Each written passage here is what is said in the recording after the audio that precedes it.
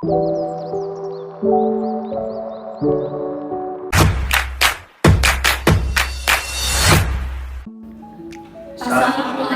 warahmatullahi wabarakatuh.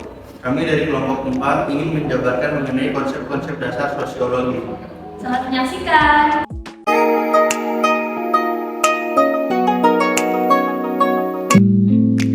Pada kesempatan kali ini, sebelum membahas lebih lanjut mengenai konsep-konsep dasar sosiologi, kelompok kami akan menjabarkan definisi sosiologi terlebih dahulu.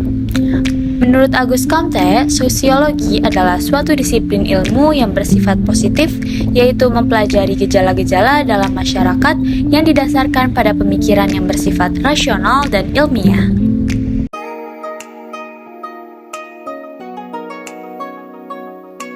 Assalamualaikum warahmatullahi wabarakatuh. Nama saya Sasuki Renasya Rani Putri dengan NPM 20631111801008.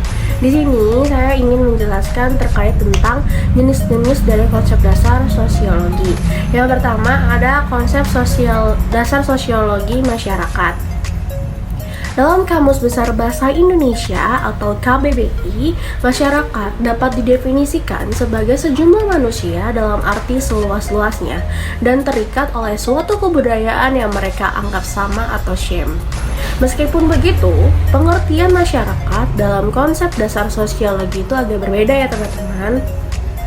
Dalam konsep dasar sosiologi, masyarakat dapat diartikan sebagai society. Konsep ini diartikan sebagai sekelompok manusia yang hidup bersama untuk berinteraksi dan mencapai kepentingan bersama. Nah, teman-teman, saya akan memberitahukan atau memberikan contoh tentang contoh penerapan dari konsep dasar sosiologi di lingkungan masyarakat. Yang pertama adalah berperilaku sopan santun ketika berinteraksi dengan satu sama lain. Yang kedua adalah gotong royong membantu masyarakat dalam menyelesaikan permasalahan-permasalahan. Yang ketiga, kerja bakti, dan yang keempat adalah menjalankan hidup rukun, damai, serta tentram di lingkungan masyarakat. Dan yang terakhir adalah ikut serta dalam membantu memecahkan masalah sosial yang berada di sekitaran tempat tinggal. Mungkin seperti itu. Oke, selanjutnya saya akan menjelaskan tentang konsep dasar sosiologi berikutnya, yaitu ada konsep dasar sosiologi individu. Dalam bahasa Yunani, individu itu berasal dari kata individuum, yang artinya tidak dapat dibagi lagi. Sementara, menurut para ahli yang saya ambil dari Sonjorno Soekarto, individu adalah makhluk hidup yang diciptakan Tuhan, yang dilengkapi kelengkapan hidupnya meliputi raga, ras, dan lain sebagainya. Lalu, dalam konsep dasar sosiologi, individu itu apa sih? Jadi, dalam konsep dasar sosiologi, konsep individual itu dapat diartikan sebagai hubungan sosial yang terjadi antar individu dengan pribadi lainnya di kehidupan masyarakat.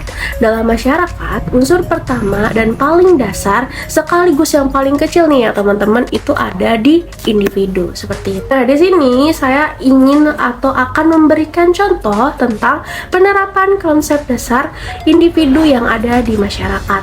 Yang pertama ada konsultasi. Yang kedua adalah kegiatan jual beli yang dilakukan oleh individu satu dengan individu yang lain. Yang ketiga adalah berbincang atau mengobrol. Contohnya itu seperti yang dilakukan dosen kepada mahasiswa, mengajak diskusi. Mungkin itu saja yang dapat saya jelaskan tentang konsep dasar individu. Selanjutnya akan dijelaskan oleh rekan saya. Terima kasih. Kemudian selanjutnya saya akan membahas mengenai komunitas. Komunitas merupakan suatu unit atau suatu kesatuan sosial yang terorganisasikan dalam kelompok-kelompok dengan kepentingan bersama, baik yang bersifat fungsional maupun yang mempunyai teritorial. Contoh dari komunitas yaitu ada komunitas pecinta hewan dan juga ada komunitas pendaki gunung. Kemudian saya akan membahas mengenai apa itu kelompok sosial. Menurut Surjono Sukanto, kelompok sosial adalah himpunan atau kesatuan-kesatuan manusia yang hidup bersama karena saling berhubungan secara timbal balik dan saling mempengaruhi. Contoh kelompok sosial yaitu dalam kelompok formal dalam organisasi, contohnya ada unit kepolisian lalu lintas yang terdiri dari bagian-bagiannya. Misalkan ada bagian administrasi, lapangan atau patroli, logistik, dan lain sebagainya. Dasar sosiologi yang berikutnya yaitu lembaga sosial. Menurut Paul Horton dan Chester Elwood, lembaga sosial merupakan sistem norma-norma sosial dan hubungan-hubungan yang menyatukan nilai-nilai dan prosedur-prosedur tertentu dalam rangka memenuhi kebutuhan dasar masyarakat. Contoh dalam lembaga sosial yaitu lembaga pendidikan, lembaga politik, lembaga hukum, lembaga ekonomi. Organisasi sosial adalah perkumpulan sosial yang dibentuk oleh masyarakat, baik yang berbadan hukum maupun yang tidak berbadan hukum, yang berfungsi sebagai sarana partisipasi masyarakat dalam pembangunan bangsa dan negara. Sebagai makhluk yang selalu hidup bersama-sama, manusia membentuk organisasi sosial untuk mencapai tujuan-tujuan tertentu yang tidak dapat mereka capai sendiri. Contoh organisasi sosial dalam kehidupan sehari-hari merupakan partai politik, lembaga swadaya masyarakat, Karang Taruna.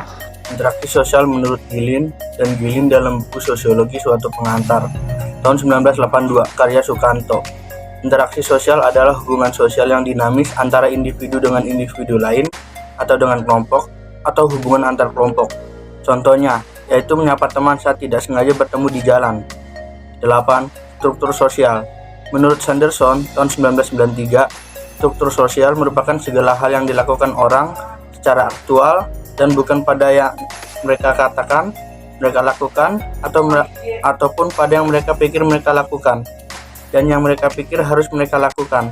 Singkatnya, struktur sosial ini berisi hal-hal yang dilakukan orang secara nyata, bukan pada hal-hal yang masih ada dalam pikiran dan ucapannya ataupun dalam gagasan. Contoh, askrip status yang diberikan otomatis melalui keturunan tanpa melihat individu tersebut secara spesifik. Contoh, keturunan kerajaan. Menurut Sorokin, stratifikasi sosial merupakan struktur sosial vertikal yang diartikan sebagai suatu pembedaan antara penduduk atau masyarakat ke dalam kelas-kelas secara bertingkat. Perbedaan kelas tersebut dapat dilihat dari adanya kelas tinggi dan kelas rendah yang mana didasarkan pada ketidaksamaan atau ketidakseimbangan dalam pembagian hak, kewajiban, tanggung jawab, nilai-nilai sosial, dan pengaruhnya terhadap anggota-anggota masyarakat. Selanjutnya ada kekuasaan dan kewenangan. Kekuasaan yaitu sifat seseorang ketika mampu mempengaruhi orang lain untuk melakukan atau tidak melakukan hal yang dikehendaki oleh seseorang tersebut. Kewenangan menurut Miriam Budiarjo ialah kekuasaan yang berbadan hukum, kecakapan dalam melaksanakan tindakan hukum, yang mana tindakan ini dilaksanakan dengan maksud menimbulkan akibat hukum dan meliputi hal-hal yang lenyap dan timbulnya akibat hukum tertentu. Terima kasih telah menonton video kami. Semoga ilmu bermanfaat. Assalamualaikum warahmatullahi wabarakatuh.